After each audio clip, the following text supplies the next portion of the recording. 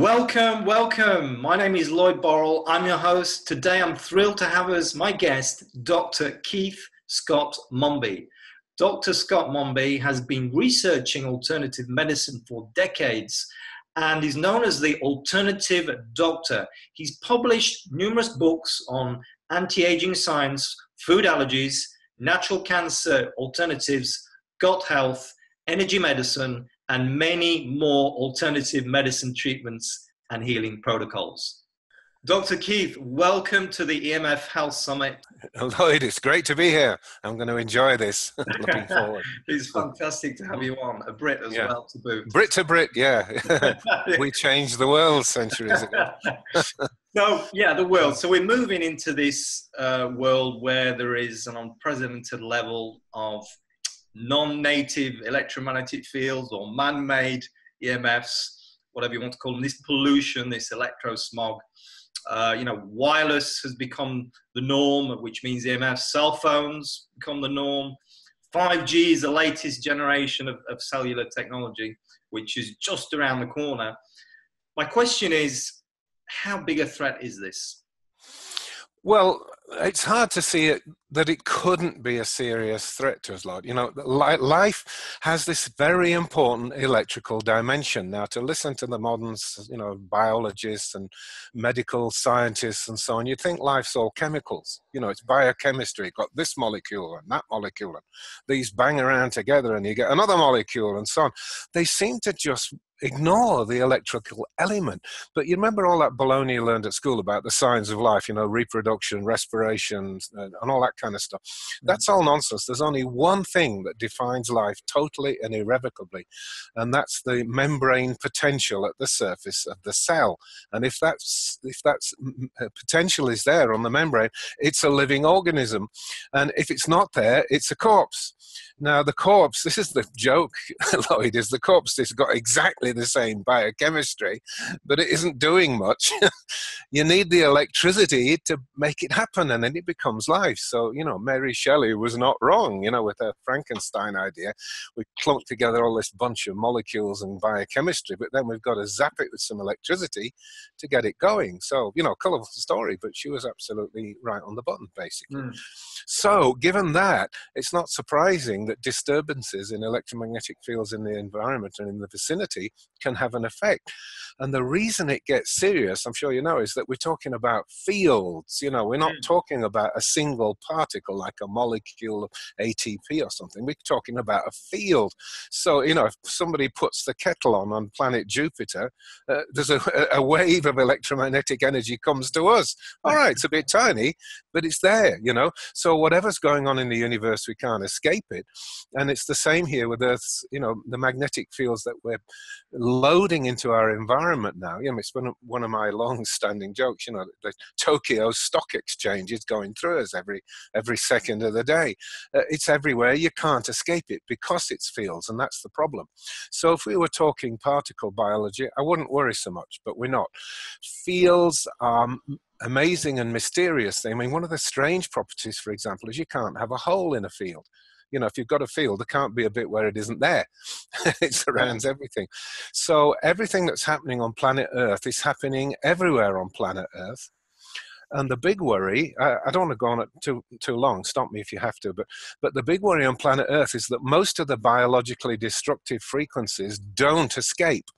They bounce around on the inside of the ionosphere, and so they don't actually escape. And so we're loading up the environment with more and more electromagnetic frequencies. And, estimates vary, but certainly more than 1 million. I've seen estimates up to 2 million times the natural background radiation. We were bred and born thousands of years ago as Paleolithic man in electromagnetic fields, but compared to what we're meeting now, there's been this staggering increase. So you could say it'd be an absolutely stupid idea. It didn't have any effect. Of course it has an effect. And, there's abundant evidence out there that it's damaging in various ways, a study I saw found that there was 40,000 times the radiation intensity from televisions, which nobody questions. I mean, I know everybody goes on about cell phones and Wi-Fi. the goddamn television. I mean, the old cathode ray tubes used to splash soft X-rays into the environment. Well, you know how dangerous those are, right? But even the modern, plasma screens and things, they still radiate things that are, such a significantly higher level. We've got to be worried, and there's plenty of evidence it has biological effects. There's plenty of good studies that tie it with tumors. And I've got to say, most of the studies that say it's safe, you can pick holes in them. It's not even science, it's papering over the cracks to try and distract from the actual issue that's being created. Yeah. So that's my answer to that one. Yeah. So, and there are these unsuspecting sources, as you say, because we are kind of, if we are aware of EMS as a problem, then it's usually cell phone radiation. Oh my God, what's that doing? That's what everybody goes on about, isn't it? But the dimmer switch on your light, the dimmer switch gives off more radiation than the cell phone does. So people need to be aware of the diversity of what we're up against. So, and then there's something else, which, so we have these man-made frequencies, but then there are other frequencies, aren't there, Dr. Keith, which is perhaps even less talked about and more poorly understood. And what I'm talking about here is what we call Earth radiation and geopathic stress. Can you talk to that a little bit? Yes, sure. Yeah, I was one of the pioneers in that. Well, not pioneer. I mean, that's Gustav Frey von Pol and Keita Backlund. So they were the pioneers. But what I mean is, I was the first person that went in print with a book and pointed out just how important this was. Now, my story with that began in Ireland. Back in the 80s, I was big all over the place, and I got invited. And I went to Ireland, and a bunch of doctors, and they started talking about dowsing. And I thought, what? And they were doing pendulums and dowsing and finding what they call black spots in a house. And I was like, well, you're a nice guy, but are you cuckoo or what? Long story short, of course, I learned eventually what they were talking about. It wasn't sort of magical leprechaun or fairy spots. It was Earth radiation, actually, and it's measurable. And it very quickly became scientific. Back in the 80s, for example, I met the crowd that do a couple of guys, I can't remember their names, that started pioneering crop circles. They said they had trouble with their equipment when they stepped into a crop circle. I had to do a studio demonstration with none other than that idiot James Randi. Everybody knows who he is, right? He's a fraud. I mean, he's supposed to be a conjurer, which is essentially trickery, but he's overlapped that into real life, and he's a liar and a fraud. But I had to do a show with him. But one of the tests that we did was to find spots on the studio where one of the things we did was carry a TV set across the spot, and the TV blurred out until you got to the other side of the hot spot. And we could do that repeatedly and showed it to the viewers. And we had a bit of fun. We had Mr. What's the Green Giant, Mr. with his bulwarker. We had this guy, you've seen him, haven't you? He's like a mountain of muscle. Yeah. But it's a competition thing. He's called Mr. the Green Jolly Green Giant. Anyway, he was working his bull and he crushed the damn thing like a tin can until he stood on this spot, and he was and he couldn't do it. It totally weakened him. So by then I began to understand that we're talking scientific biological effects, not sort of fairy dust and leprechauns like my first reaction in Ireland. And of course, that's been pursued since. And people, unfortunately, dowsing is still the best method. I mean, you can carry TVs around, but you still have to have a cable. Not so easy. So skilled dowsers. Now, don't knock dowsing, because oil companies use these guys, and they're not going to waste money on hocus pocus stuff that doesn't work. Yeah. They use them to find oil and water. But that's still the most efficient way to find these spots. A good dowser is sensitive. They go over it with hazelnut twigs and boink, up it goes at certain places. And so we've been able to map the world, as it were. And again, I'm talking science, there's a lot of woo-woo people out there spieling on about this, but I'm thinking of people like I just mentioned, Friedrich Frey von Pol, who was a baron, German baron, just before World War II. So, I mean, he well, Hitler was the end of his story, let's put it that way. But he doused a town called Vilsbiburg, and he doused it blind, marked all the bad spots, and then went to City Hall to see about the cancer cases in that town. Every single cancer case, without any exception, had a sleeping place over one of these hot zones that he pinpointed while dousing blind. Well, that was pretty good. But then, of course, there were a lot of skeptics, so they said, do it again. So they took him to another town, and exactly the same thing. He doused out. He had a scale, I think it was 1 to 16, so he reckoned anything above 9 was potentially dangerous. And he marked out the map. They went to see where the cancer beds, as they called them, lay. And sure enough, they were all over these hot spots. And then there was another guy, I've forgotten his name, but another German doctor did it the other way around. He went dousing cancer beds and found hot spots everywhere, and it correlated. You know, if it was where the person's pelvis would be, that woman had got cancer of the uterus or something. And he found about 5 buildings that had killed, between them, had killed over 100 people with cancer. Just 5 buildings. I mean, they were deadly. You know, you don't want to buy one of these, do you? Mm-hmm. So there's definitely a real measurable phenomenon that fits the scientific criteria of prediction. So, you know, you say, well, I have a theory that these exist. If it's true, I predict that. And sure enough, that's what was found when they looked for the evidence of where these cancer cases were. So just to finish on that one before we move on to the other aspects, solutions for that. So where you would get in a dowser, you would move, because it's often related to sleeping, isn't it? Where you sleep. No, sleep is the dangerous thing, because we're there 8 hours a day, 1/3 of our lives, and if you're sat on a hot spot, it can be trouble. There's only one solution, Lloyd, which is move. People sell weird boxes and devices and crystals, and they say put iron rods around the perimeter of your property. I don't trust any of that.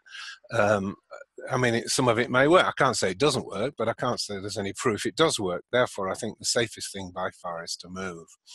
My good friend Kate Bachler, she came to my house and spent a week with us, taught me how to douse, incidentally. But she always said, there's no choice, you must move. But she was getting so sick dousing for all the heavy spots that she couldn't do it anymore. So she started dousing for the good places, and her last book was called The Good Spot. So she'd go and douse, say, well, this is a safe place in this bedroom. If you want to sleep in here, you put the bed there, which was great. So it's very important to us. Very, very important. And we've got all the understanding now of, the electromagnetics and piezoelectricity and rock radiation. And it's all been followed up with underwater sways and fissures in the geology and so on. It all makes sense. And all the scientists, the orthodox, dyed-in-the-wool scientists have got is to just say it's baloney. That's the best they can come up with. It's baloney, even though it's predictable. Once you understand what electricity is out there and coming to the earth and through the earth, you can predict this is going to happen. Any fool, a high school kid, could predict it, but they say, oh, it's bunk, because we didn't think of it, basically. Yeah. So how I came onto you was I heard about your book, which I've got here. Yes. It's a big book. Okay, I know people can see that. It's a big book. Yeah. It's all earmarked because I've read it and I've really gone through this wonderful book. And so the central tenet of your book is this notion of the electric universe. So I'd just like to ask you, what is the electric universe and why is it important in terms of our own health and well-being to understand this notion? Right. Okay. Well, let me start with the last half of the question first. Our biology, our medicine, our science has to be based on something that's true.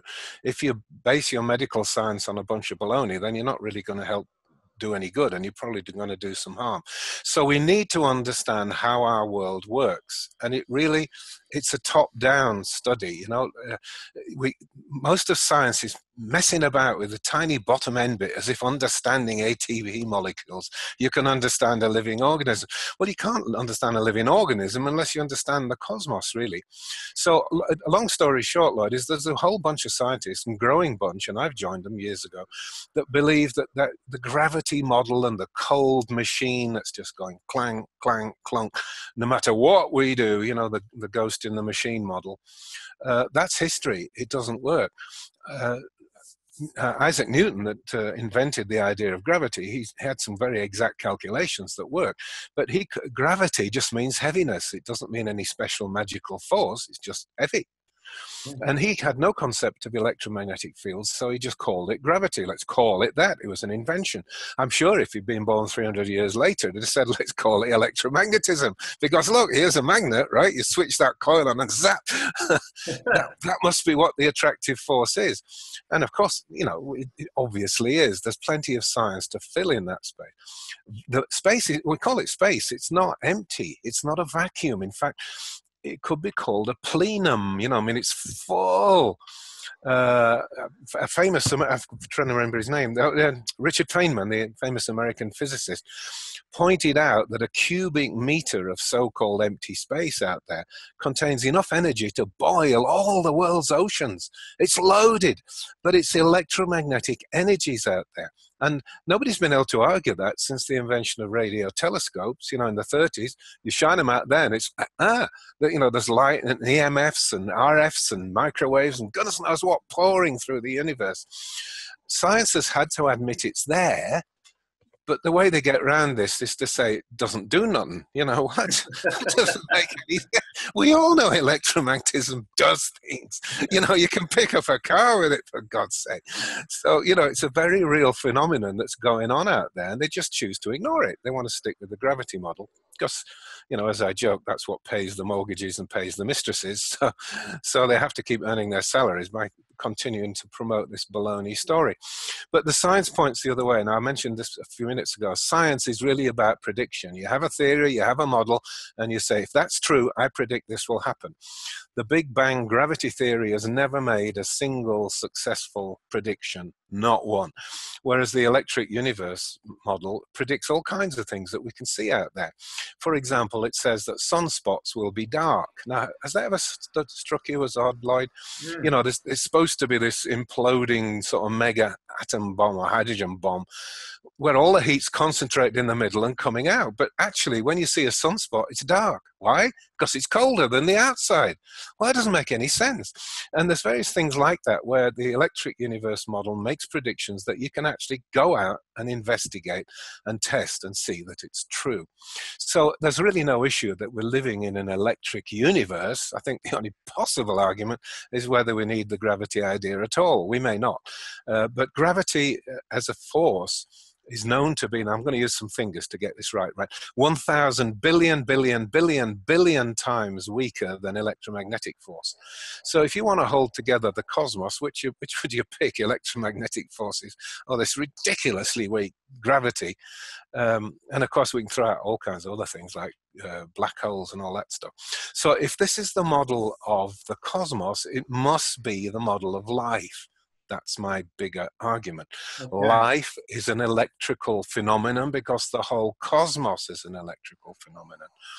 And we are living in this, what was a very natural amphitheater of massive cosmic sort of electrical energies, and yet life evolved. So life must be able to work that and adapt to that. And the reason is, yes, it is an electrical force itself. There's something called charge separation in physics. I'll just be technical for a minute. But orthodox physics says it needs plasma and huge, mega squillion gigawatt energies to separate a positive and a negative charge. No, it doesn't. Our cells do it all the time, and it's really easy. They pop the sodium on the outside and the potassium on or the chloride on whatever. You know, our cells do it at room temperature. We don't need to be a plasma. So science is so full of baloney like this. But, you know, there's no question that we are electrical and electromagnetic in nature. So nutrition, actually, you'll have read in the book, Lloyd, actually nutrition is electrical. What it actually boils down to is not molecules of sugar. Sugar is only there because it's loaded with electrons, and oxygen is only needed because that mops up the electrons. But what you're actually doing is splitting off the electrons, processing them via ATP that holds about 32 electrons, I think it is. And then by pulling them off with the oxygen, you release the energy for the body. And so you can actually explain nutrition in terms of just electrical phenomena, nothing to do with sugar and proteins, okay?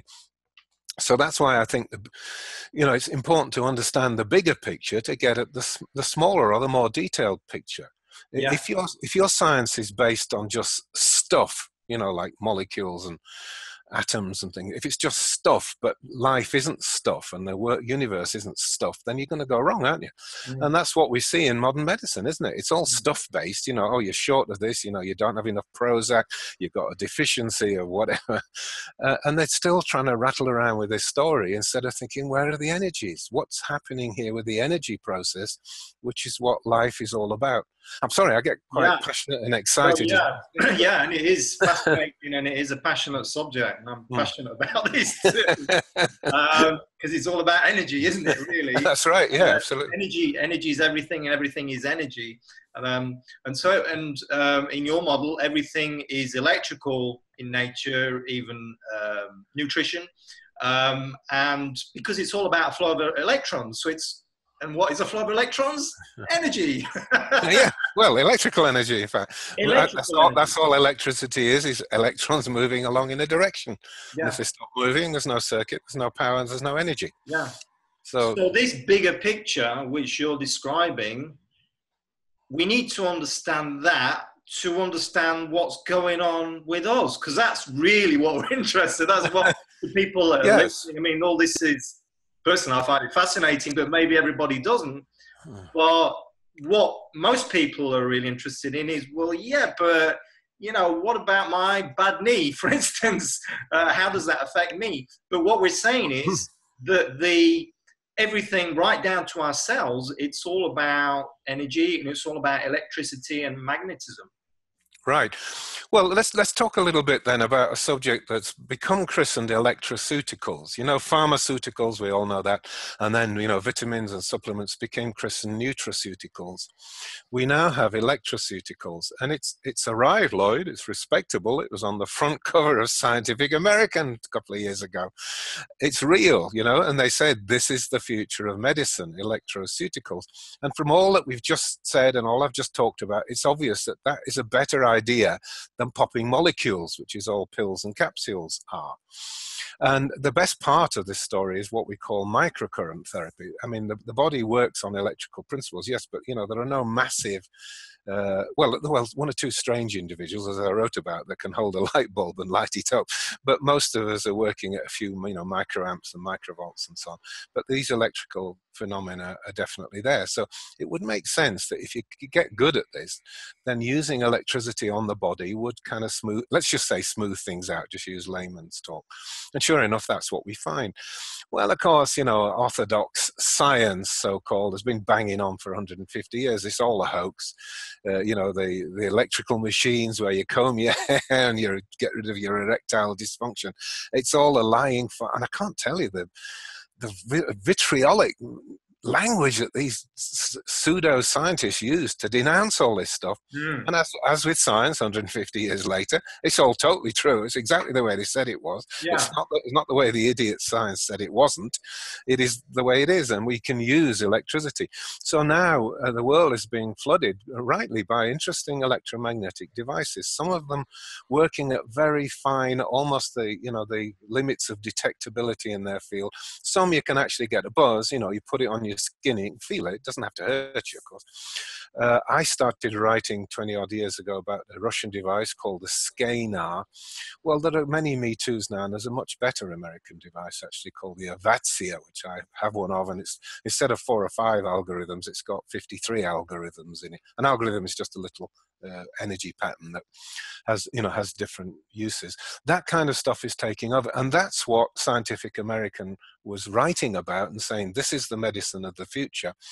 But what really got them in a lather and a sweat was that GlaxoSmithKline had just put $50 million into a microcurrent therapy device, and it works on what we call the vagus nerve. It's a big nerve that runs down here and goes, splanchnic nerve it's called sometimes, because it was in the old days, because it goes to everything. It goes to your liver, your kidneys, your testicles, you know, the lot. Well, not testicles, that's right. Well, actually, yes, it does, but not, not external sex organs. It's very important in modulating. It's a parasympathetic nerve, basically. So it calms things, it lowers inflammation, it takes everything down. You know, it's like relaxez-vous kind of nerve. You can actually stimulate that. So GlaxoSmithKline are investigating little devices that you plant on the vagus nerve. Why? Well, it's money in it. I don't understand why. Because if you just put something over it on the neck, you can stimulate the nerve from, a quarter of an inch away through a bit of skin and fat. You can, because, we do it all the time. People have got these. I wish I had one to show you just quickly, but, yeah. These are, if you like, holistic healing devices, although they're FDA approved, for things like sports injuries and pain, acute pain. Nobody's arguing that they work. They do, and as I say, the FDA has approved them, all kinds of devices of that type. Okay, and your book talks about a lot of these devices. I mean, there's a lot of history in there, and you talk about the work of Rife with the Rife machine. So this technology has been around for a long time, and yet, the research is there, and we're talking about not decades, we're talking about centuries of research. Yes, some of it. Nobody knows about this research, or probably anybody. Well, did you get taught this stuff at school? You weren't taught the electric universe, that's for sure. You were taught the dumb sort of gravity model, the machine. These old things die hard, and once the thing reaches a certain level in a culture, everybody believes it's true without questioning it. And then it's the problem, the people who have seen a better idea, they're just not listened to, because everybody knows they're wrong. Even when they're right. And it's a bit like that with energy medicine and healing. I don't think there's really much doubt that, EMFs are potentially harmful. I think it's just fake science that's trying to cover that up. I think we're all concerned, and all rightly, and even the cell phone provider, they know the story. They're just trying to paper over it to make their money before the roof falls in. But certain phenomena become cultural, like the flat earth. For a long time, if you said the earth was round, you were laughed at. In fact, you could have got yourself burned at the stake. Whereas everybody knows now. So it took a long time for that upheaval. And Kepler, who wrote about the motion of planets, didn't dare publish while he was alive, because he knew, the Catholic Church would burn him at the stake. That's the painful, slow, miserable progress of science, I'm afraid. And, we look at some glorious moments like, Alexander Fleming's discovery of penicillin. That was lucky, and the church didn't have shares in the other stuff. Otherwise, it'd have been suppressed. Or, you know what I'm saying. Scientific progress is painful and miserable, and it oughtn't to be if science is what it says it is, but it isn't. It's science. We call it scientism now, and it's defense of a status quo is what they are calling science. Whereas science really, as we know, is inquiry, investigation. I see something, let me think of an explanation. Now, if that explanation is true, what can I predict? Well, let's go out and see if that prediction comes true. That's science. You don't see much of that now. You don't see any of it in the pharmaceutical industry. You don't see much of it in medicine. A lot of it gets suppressed. Jacques Benveniste's famous work on the memory of water. That threatened so many jobs and so many careers, it had to be destroyed and discredited and suppressed. Andrew Wakefield, and his measles virus. Everyone keeps saying the work was discredited. No, the work wasn't discredited.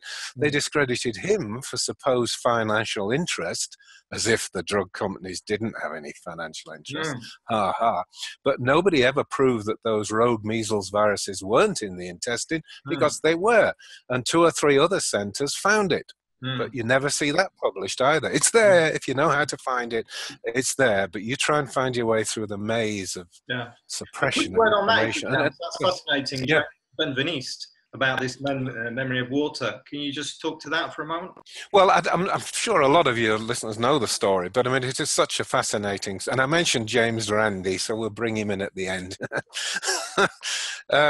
But Jacques Benveniste was a French pioneer investigator, and he was a good scientist, and basically he just investigated the effects of diluting a substance. Now, we know if you dilute it, the effect gets less and less. We all know that. If you dilute your lemonade, eventually the taste will disappear.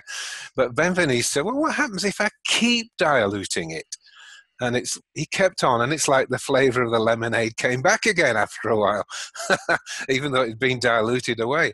And he got past the point when there couldn't be any lemonade left. In this case, it wasn't lemonade, as you know. It was actually degranulation under the influence of IgG antibodies. So when the antibody meets the substrate, you get an eruption in the cell that you can measure and you can see. And of course, as he diluted, that effect eventually disappeared. And that's where science stopped. But he didn't. He kept going with hundreds, thousands, millions, billions, trillions, squillions of dilutions. It was still getting stronger, and then it would get weak, and then it would get stronger again, and then it would get way, way, way past the dilution where there could even be a single molecule of the IgG present. And of course, that just violates all of science. It says it can't be true, and therefore it isn't. You know, that's a jokey scientific principle, I say. It can't be true, and therefore it isn't, even though it is. So what could they do? They discredit it. So I've got to say, Maddox did have the guts to publish it in Nature magazine, or the journal, I should say. Nature is the most prestigious science journal. So he published it, but he pretty well joined in the hyena mob that went after Benveniste to investigate, because obviously he was faking it. Obviously he cheated in some way. And they had this comic fool of a character called James Randi, who's nothing more than a conjurer, as part of the party doing an official scientific investigation. Well, you can tell what that's about. That wasn't about finding the truth. It was about discrediting him. You know, we were going to say, well, we didn't see the sleight of hand, but he obviously did something behind our backs and we didn't notice. He faked it. Eventually they said it was some girl that didn't know what she was doing or something. So they discredited it, and that's all you read. Memory of water. Water doesn't have a memory, but it's been reproduced now in hundreds of laboratories, and you never see that, do you? And in his later life, this is interesting because it leads back to our electromagnetism. No, he lost it. Benveniste lost his job as a result of that. But later in life, he was investigating the electromagnetic properties of a substance, and he found he could send like curare or something over the internet or as an email attachment, decoded at the other end, then it would have the same biological effect. In fact, I rang him at the point when I read it. He'd done curare and killed 5 white mice at the other end. I said, is this true? I said, I'm going to write the novel. I'm going to get there before Robin Cox does. you know, Robin Cox, the novelist, does these extraordinary medical novels. The scenario I had, you know, somebody switch on a computer and go, oh, and die. And of course, you never find the murderer because nobody believes such a thing is even possible. Science says it's not possible. Yeah. But, you know, it was done at Northwest University in Chicago. They were decoding and showing this effect. There was no substance present. And you know from reading the book, Lloyd, that there are 3 chapters on 3 different topics where there is no physical substance present, and yet you get the... What does that tell you? It tells you it's an information universe. It's information that counts, and of course energy is the main carrier, not stuff. You know, the last time matter carried information was in books. That's centuries old. Right. And then there's something else which is really important in your model, and that is this immaterial essence we call consciousness, is it not? And this consciousness, which is characterized by awareness and intention, and therefore this implies, to me anyway, that, you know, life, health, vitality, success, failure, everything is actually within everybody's grasp, because it's all about awareness and intention and consciousness. Right. Well, there's nothing. Yeah, it's totally fair to say, and as you said, it actually explains everything from God downwards. You know, the whole universe, every microatom. Every God today. Well, I'm not saying what I think that phenomenon is, but anyway. Yeah. Well, let's back off for some science, because we like to stick to science. That's what I'm known for, which is that we are not a brain. And scientifically, it's proven. You know, they talk about it, they write about it as if it's a given. There are people walking around, Lloyd, that don't have any brain. They're down to 1 or 2% of what was their original brain. And this is a condition called hydrocephalus. Professor John Lauber at Sheffield, near you, Sheffield University, had about 300 of these cases where they'd no brain to speak of. I mean, like 2%, 1% of brain left. You couldn't tell. Their memory was intact. They were normal. Their emotions, their everything everybody else was. So, I mean, that alone would destroy the model. But the point is that we need a non-local or non-material consciousness to make what we see in the world work. Telepathy, telekinesis and those things, they're all real phenomena. Out of body, they're totally real phenomena. They can't be written off by saying it's just a delusion. There are hundreds of millions of people who've had this delusion. And yes, quite a few times they've checked it. The guy says he was over in the next village and this is what was happening. So, and they go off and check and say, oh my God, it's exactly what he said was happening. He was there, but couldn't have been, of course. So, we know that mind is non-local. And a lot of scientists now are absorbing this idea. Watson, the Watson and Crick, he came towards this towards the end of his life. Quite a few, Josephson, the guy at Cambridge. It's no, we're dropping names. Let's just put it this way. A large number of very credible orthodox scientists are now taking the view that quantum physics, which is what really explains our world, quantum physics cannot work without the intervention of consciousness. It cannot function as an objective machine that just does what it does, whether we're there or not. Now, this goes over and above the observer phenomenon, where by looking at things, you change them, or by looking at things, you no longer can say what existed. All you can say is what you see now. But there is no objective universe, because if there was, how would you know? The answer is you'd look at it, and then it's not objective anymore. So there's no such thing. I mean, words catch these guys out, but all they could say is, no, it's nonsense, we're a brain. But, consciousness as a field or a permeating force really works with its explanation. So what we've got, non-material, think what non-material or non-local or non-materiality means, Lord. It means there's no matter, energy, space, or time. So it's timeless, so it doesn't go away, so you don't die, you don't disappear. No space.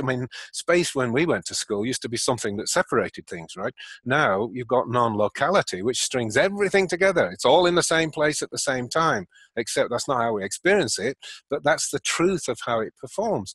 So you've got to have consciousness as part of the model of current science. And, there are numerous attempts. It goes on all the time trying to say, quantum physics must be wrong. It's all bunk. It must be wrong. I love quoting Michio Kaku, that American-Japanese physicist. He says, there's nothing more ridiculous or stupid in this quantum theory idea. There's only one thing going for it. It's totally correct. It's never failed. It's never failed a single test or a single prediction. There's no getting around it. Quantum physics is 100% solid explanation of our world. The only thing is, it doesn't work unless you put consciousness in it. Ergo, we prove the existence of, non-material consciousness, which we call God or Brahmin or Buddha, whatever you want to call it, higher power, it doesn't matter. It's there and it's non-material. Now they say it can't be, but how can you prove there's no such thing as non-materiality? You can look for material things and say, well, we found some material, we've measured an energy, we found a particle, but you can't say we didn't find non-materiality. How could you not find materiality? There's no way of looking for it. We don't have a non-materiality testing machine, and I can't ever see one being devised, but I'll take a rest on that. But at this point, we definitely don't have a non-material testing or detection device. So they're just ridiculous when they say there's no such thing. How do you know? So the evidence works well if you allow it. So quantum rules. Okay. Let's talk about another electromagnetic frequency, if we can, light. So let me ask you, how important is light, and how can it be used for healing? Well, David Bohm famously said that we are just solidified or frozen light. Let me just say one interesting preliminary before I answer the question in full, which is light is weird. We're talking about the electromagnetic phenomenon, right? You've got radio frequencies, EMFs, you've got X-rays. The whole thing is deadly. It's hostile to life, except this tiny little bit in the middle that's called light, which we can't live without. It's wonderful. It's pro-biology. It's the best thing ever invented. right in the middle of this. But what's that about? I can't explain it. I'm just saying, isn't it weird? This tiny little bit of the whole hostile electromagnetic specimen, spectrum. I probably need some more caffeine. Okay, it's friendly, and all the rest is lethal to life. So that is a bit odd. But yes, now life has certain interesting properties that we can adopt. One of them is coherence. You know, the laser principle means very coherent light. Now, apart from in biology, coherence doesn't happen in nature. It's just noise. The interesting thing about coherence is that you can load it with information. If it's just noise, you can't add more information. It just gets diluted in the noise. But if you've got coherence, you can add information. So that leads, for example, to a very interesting healing modality I mentioned in that book, where you can shine laser light through a remedy. It doesn't have to be a homeopathic remedy, but homeopathic remedies are basically information. As you know, there's very, very little or hardly any stuff at all. Shine it through there into the body and you'll get a magical healing result. It's really quite extraordinary. And light is sort of carrying the information. Another device, well, in fact, I had one before I moved to the States. I sold mine. But the Indians originally found out that you can, from the continent of India, not North American tribes people, that if you can shine light through certain crystalline forms, particularly gems were important, and that the light would pick up the characteristics of that gem. And through a lot of study of that kind of thing, Ayurvedic gem therapy, it's called, right, from the very old Ayurveda tradition, goes back 4,000 years, right? Where's modern medicine? It's barely 70 years yet, is it? Anyway, they discovered certain things. You know, for example, sapphire and emerald are very cooling and they will settle down inflammation. A diamond is very energizing. If you shine light through diamond, then drink the liquid, it results. Oh, you know, you have trouble sleeping for nights. Ruby is also quite an excitatory substance. Carnelian is calming and sort of antiseptic in its way. So there's a whole science evolved, Ayurvedic gem science. And I was lucky to come across a device put together by an English boffin wizard. You should in fact, you might want to call him and get him on your series, Lord. Just give it a bit of thought to it. John Whale put together a systematic device where it's not only lamps that shine light through gems, but it's actually coupled with frequency oscillations of the brainwave type, right? Now, I don't know how much time I've got, whether I've got time to go into all of that. But basically, theta waves are slow and calm ones where you relax and you're in a dream state. Beta is where we live, you know, it's high alert. Delta is when you go fast asleep. So with his device, you can shine say carnelian light onto a person and give it theta brainwave frequency, so they'll calm, and certain transformational biology things will happen. I mean, for example, one woman who had had a severe injury in belly that had been gone on for 30 years and she was a little bit deformed, in just 10 minutes of shining lights of particular characteristics through her body, she went click like that. She said, oh my God, what just happened? And long story short, when she stood up, moved about, it had undone injuries that were done 20 or 30 years before, just by shining that on the tissues. So there's something really, really interesting and exciting biologically going on here. If you like, let's go from Jacques Benveniste's informed water. That's what he called it, right? It's water informed with the signal of acetylcholine or something. We're talking about informed light. It's been informed with a remedy or informed with certain brain frequencies that are useful, or with the healing or transformational properties of different gems. I think it's so exciting, like I can't tell you. Why don't they get excited? All these damn chemicals and pills and all that garbage. It's boring. This is way more interesting and exciting. Isn't it? Yeah. Especially the way you explain it. So you've shared some solutions there, but perhaps some more general solutions, because people that are listening are looking for answers and solutions, and perhaps people that are listening are being challenged, have got challenging health symptoms through electromagnetic field exposure or other. And so maybe if you could just share a few tools or devices that you use or that you recommend for healing. your top? Well, remember, I'm Your retired top from. three, for instance. I'm retired from clinical practice now. You've got to say it because I don't want hundreds of people to call me and say I want some gem therapy. I'd love to, but I just don't have the resources anymore. I didn't even maintain my license here, so I publish and teach. Yeah, well, I mean, I don't think we could go off air without mentioning the strange radionics phenomenon, the Albert Abrams thing. And it's interesting, I think I'm the first person to put into print what phenomenon he'd found. I mean, he was debunked as a quack, but in fact, he'd found some phenomenon, and it was a mixture of resonance. The curious thing about it was that you could only get the effect he was talking about if the person pointed with their feet to the west. Now, that said to me straight away, Earth's magnetic field, right? So anyway, quick story. I pulled all the links together and I realized he was talking cyclotron resonance, which is a phenomenon of classical physics. And a whole rash of devices sprung out from this. They're called radionics devices, which is not quite fair. I mean, there are lots of radionics practitioners. I love them. I don't want to disparage them. But, moving into a little bit more of a scientific field, these machines are not radionics, but they are to do with oscillation frequencies. And for example, the Mora machine is a good one, the Bicon. If you can find practitioners in these things, what they're basically doing is working with resonance and energy frequencies. So, if they stick in, the input cup some wheat, you start to feel a bit weird, that might imply a wheat allergy. So anyway, what they can do then is frequency, wipe out your response to the wheat allergy resonance or the wheat resonance, then you're not allergic to wheat anymore. And it's got many, many applications like that. And you can, the important point is everyone's different, and what you're doing is testing on that person's body, that individual.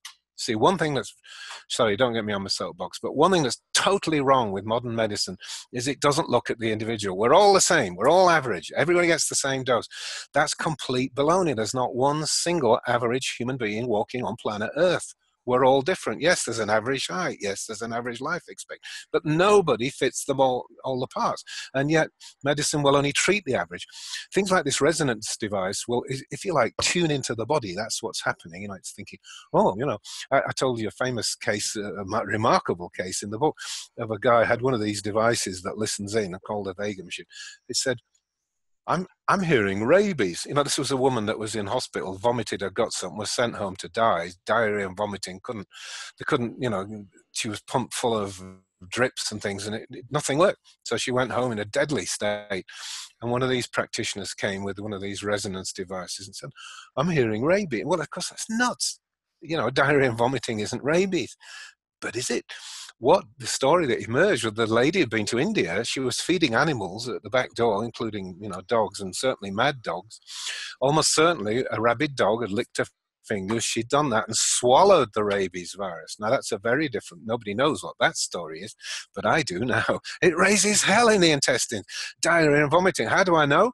Because he gave her the anti-rabies remedy and it switched off just like that. She was right as rain within 36 hours. Right? Amazing. Yeah. So that sort of amazing system, that's got to be wonderful.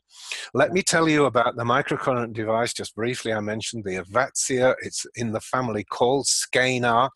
Now, if you Google my name, it's associated with me calling it Star Trek medicine. You know how Bones had one of these things and you click a button and the guy would grow on your arm or something. We're almost there. These little handheld devices will heal all kinds of things. You can either get home devices, where you just thrash around on your own and you'll do quite well, or you can get a professional device and a bit of training to go with it so that you're skilled and targeted and you know what to do. And people like the first aid people and medical support people for football teams, 2/3 of the teams in the USA have one of these now because they get the person back on the field within hours instead of 3 weeks due to a tendon sprain or something. The person can be up and running about within hours. Yeah. So that's a whole thing worth looking at. So we call that, the Russian word was Scanar. The device I mentioned was called Avatzia, but let's just call it microcurrent therapy. Okay. Because that's what Scientific American article in 2015 was all about. They called it microcurrent therapy. It's as good a name as we've got. How many is that? That's two, isn't it? What do you want, my hot three?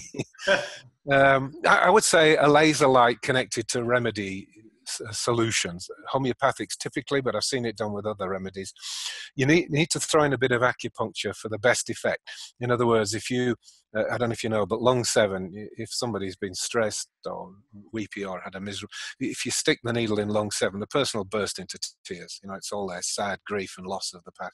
So if you say lung 7 and shine in a remedy for like something that would work against grief, or Ignatia, for example, a grief remedy, you can get an almost instant effect because you're coupling two energy systems. You're coupling informed laser light energy coming in, and you're putting it in what's obviously an energy grid, the acupuncture meridians. Nobody knows quite what they are, but they're there, and you can't tell me they're not. I have a device, you know, I plug it in. You have to brighten yourself up to the tune of 50,000 volts. So you have to be careful. So you turn the lights off, hold the electrode. You have to put a polythene bag over your hand because you need what's called a dielectric, an insulator. And bang, all the acupuncture points light up blue. There's blue photons streaming out of there's a few spare ones that, you know, they've never noticed, but you can see acupuncture points, which are sort of electrical holes in the skin, if you like. That's down to Bill Tiller's work, of course. You know, Professor Bill Tiller. That's where he got started. He was at Stanford University doing materials science. What better material or more interesting than the skin? And he found the skin changes significantly at certain places. Lo and behold, these are called acupuncture points, and they correlate very well. So that would be my third call. Okay. And is that a device which we can buy, you know, on the high street? Yeah, you can buy that. You can use a $10 laser. Well, you won't go as cheap as that, but, you know, $20, $30, $50 laser beam, and you shine it through the remedy. It's the remedy does the good, not the fancy electronic beam device. And where would you shine it? So you've got your laser beam, you've got your remedy. Well, I'm saying on acupuncture points. So you might need a little bit. You might need a little bit of knowledge. If you're not sure, you know, if there's a general systemic disturbance, you go for colon 4, which is here. If there's, you know, maybe some kind of lymphatic problem, say, you know, you'd go onto this one. The different parts of the body and different meridians have different significance. And can this be dangerous if you do it wrong? No, I can't conceive. See, they try and win with homeopathy, don't they? It's rubbish. It's just dilute water. There's nothing there, but it could kill people. I mean, come on. It is true that most of these things are so vanishingly dilute. They shouldn't even have any effect. They might cause any damage, but they do. Why? This is the answer to the big answer to the overall question you've been asking, which is that life knows what it's doing. Nature knows what it's doing. So just give it the little bit of information, the little push it needs, and it will take care of the rest. You're not trying to suppress a biological process like you are with painkillers. There's a whole thing to pain. There's a reason for it. And you chop that dead, all you got to do is poison out the nervous system, no more pain. But that's like blanking out the oil warning light on your car dashboard. We all know you're going to end up in trouble pretty quick if you ignore the oil warning light. So bang, you ignore the pain. No, I'm sorry, it doesn't work like that. You've got to fix the pain, then you don't need the painkillers anyway. So nature is very wise, and ultimately she's the healer. And we must be somewhere near the end, but let me say that we are near the end. Yeah, the final thing is to say that no doctor ever cured anything or healed anything. Nature did it. All we can do is set the stage. Right. Yeah, go on. And so just want to put this to you. So in your book, you do talk a lot about different devices, and we've talked about devices today, but at the same time, you do acknowledge that our body is programmable by words and thoughts, and that there is a scientific basis for this. Yeah, well, I mean, it's getting as far as people making claims now. You can alter your DNA, you know, like you can take that piece out and stick it back in there. That's a stretch of scientific imagination. But it's really back to what I was saying about consciousness. It starts with consciousness. And the quantum model now is consciousness creates our world. We are not just in here looking at it. The experience is created by us being there. And like I said, there isn't an objective world. So, you know, you can create health, you can create a disease process. This is in one book title. I can sum that up right. A brilliant book and I think it was called Detlefsen, and a couple of authors anyway, Germans, who wrote a book with this wonderful title. Are you ready for this? It's called The Healing Power of Disease. Think about that. What he's saying is that, if you get a cancer of the testicle or something, that's a message. And if you listen to the message and do something, you can fix it. If you ignore it or go to a surgeon who wants to cut it out, the whole process is going to be bankrupted and it'll ruin you if you listen to the message. So these signals of things turning on have a message for you. But the ultimate message is that your state of mind and your consciousness is what's putting it there. Another German called Dr. Hamer. Have you heard of him? Yes. Gerda Hamer. He's a very flamboyant character, and he's very Truman, meaning there can't be any holes or gaps in his theory. So he fills all the gaps with garbage as far as I'm concerned. But his basic principle is correct. Anyone who's got cancer has had a severe trauma in the 2 or 3 years leading up to the diagnosis. Now, he's not entirely correct in his perspective, because I know from many cases I've solved, like cured and helped solve. Sometimes it's childhood abuse and traumas, but there is still something that brings that to the surface in, say, the 4th decade. It suddenly, comes into the woman's mind in a way that she can't handle. And then the tumor process starts. So he's correct that psychic shock is the initiation of virtually all disease. And there is a message, as Detlefsen says, it's got a message for you, but you've got to listen. If you ignore it, you could die, and you could certainly end up permanently disabled with disease. We don't want that. Fantastic. So we're out of time, but is there any last comments, observations you want to share with the viewers? Well, there's one I share often, Lloyd. I'm sure you must have read it in my work. If you want to stay well and live long, keep away from doctors and hospitals. Nature's your friend, not the doctor. They don't know what they're doing. They think they know about disease, but they certainly know nothing about health, which is where we want to live. Yeah. Okay. Dr. Keith, where can we find more out about what you do? All right. Well, you can start a long trail at my main website, which is thousands of pages of freebie stuff. It's called alternativedoctor.com. That's alternative-doctor.com. If you miss out the hyphen, you won't get me. You won't get anybody else either. But also relevance for the book, medicinebeyond.com. So it's the www.medicinebeyond without a hyphen.com. Go get yourself a copy. It's a rattling good read, as you've observed. And talk about pushing the envelope. Pushes it. Sorry about that, people. I wasn't, but it's a genuine enthusiasm I have for this book, and it's a fun read. Actually, there's a lot of science in there, and it's a fun read, and it's the bigger picture. And so people are listening, well, EMFs, how does this all fit in? I think you've been able to understand that. Dr. Keith's really explained this with a lot of passion. So yeah, thanks, Dr. Keith, for being part of my EMF Health Summit. It's been fascinating speaking with you. It was great to join you, Lloyd. Thank you very much for listening. Thank you. And thank you for everybody who's joined us today, that's been part of this movement. Stay tuned for our next session. My name is Lloyd Borrell. Thank you. Have a great day. Take care. Thank you. Bye-bye.